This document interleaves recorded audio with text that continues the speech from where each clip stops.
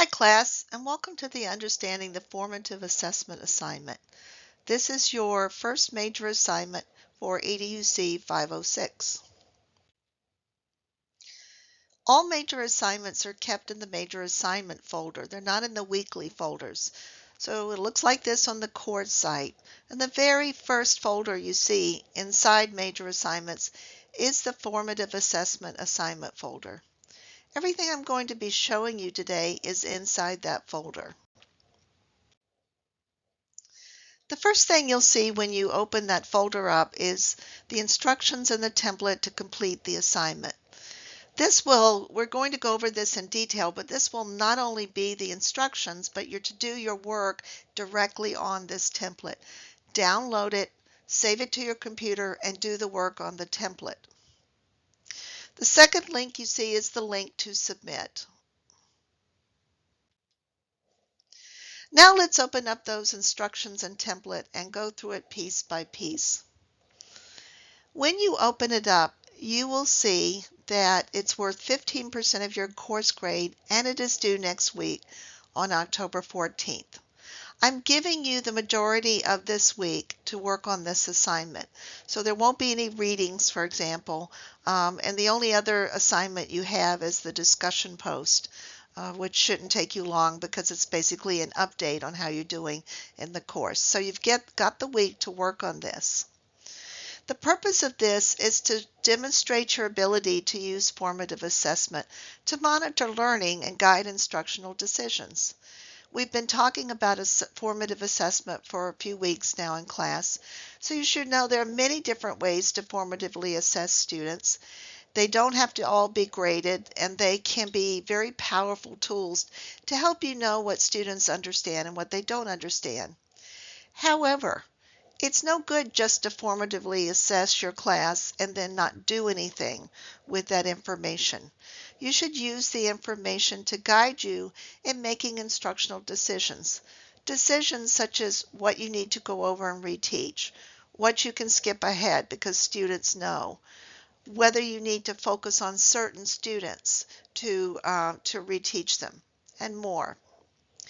In this assignment, you'll do a short learning activity that should only require about one class period for a specific grade level and subject. Now, you're not actually going to go out and teach it, but you're going to make it up and pretend that you would be teaching it. You're going to describe it, and your plan must include 2 or more formative assessment strategies to check for students' understanding and adapt instruction. Then, after you make up your formative assessments, you're going to make up some data. You're going to say, here's how students responded, and you're going to analyze that data and reflect on what you've learned. Let's take a look at the specific assignment components. Again, you do your work directly on this template. Everything in capital letters is something you need to respond to. So the first thing you need to do is to think about what you're going to be teaching and develop a brief lesson plan. This doesn't have to be a lesson plan in the sense of the word that you have to provide steps and materials like a formal lesson plan. It's more a description of a lesson that you would do. Remember, your lesson must be only one period long. So the first thing you're going to do is select a grade level. What grade level do you want to teach this lesson to? Don't make it a range of grade levels. Pick a specific grade level.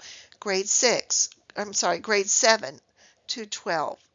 7, 8, 9, 10, 11, 12. Then pick a subject. It could be ELA, it could be science, it could be math, it could be social studies. On the course site, there's a folder labeled Standards. Go into that folder and look at the standards for your subject and grade level area and pick a standard that you would like to try to teach. Finally, create a learning objective that aligns with that standard. Now remember, standards are big and broad and you can't teach them in one lesson. So while a standard might cover a lot of material, an objective would be something small that would fit in that standard, but you could teach in one lesson. So for example, if the standard says student will understand the history of North America from the beginning of time until 1600s, you can't teach that in a lesson. But you could teach students about the colonial, the Native American housing, for example, perhaps in one lesson. So what you're going to do is you're going to type out your standard, including the number. Every standard has a number. You're going to write a learning objective that goes with that standard and start your learning objectives with students will be able to. So getting back to our example, the objective might say students will be able to identify 3 types of Native American housing. And then you're going to give a description of the lesson. Remember, the standard, the objective, and the description of the lesson should all align. So if your standard has to do with the history of North America and your objective has to do with identifying 3 types of Native American housing, tell me how you're going to do that. How are you going to teach the students about Native American housing? You're going to do that in 2 to 3 paragraphs, and in that paragraph you're going to describe what 2 formative assessments you'll be using to uncover what students are learning as the lesson goes on. Remember, formative assessment occurs during the lesson or right informally at the end of a lesson like an exit ticket. Then you're going to provide the 2 formative assessment tools in an appendix to this document. So if you have an exit ticket that you're planning to use, you're going to type it out. If you have a quiz, you're going to type it out. If you're doing other types of formative assessments, you're going to describe them in as accurate a detail as possible. 2 in the appendix. And then for each tool, you're going to answer the following. What's the purpose of this tool? Formative assessment tool 1 and tool 2. And how does it align with your learning objective? So going back to our example, you wouldn't, for example, have a lesson on Native American housing and then have your exit ticket be about Native American clothing. That wouldn't align. And it wouldn't align with the standard either. So make sure everything lines up. Once you have done that, then you're going to come up with some data, some pretend data. And you're going to select one of the 2 tools. You don't have to do 2 tools, but you're going to make up data for at least 10 students for the tool, the one tool, and put it in a table.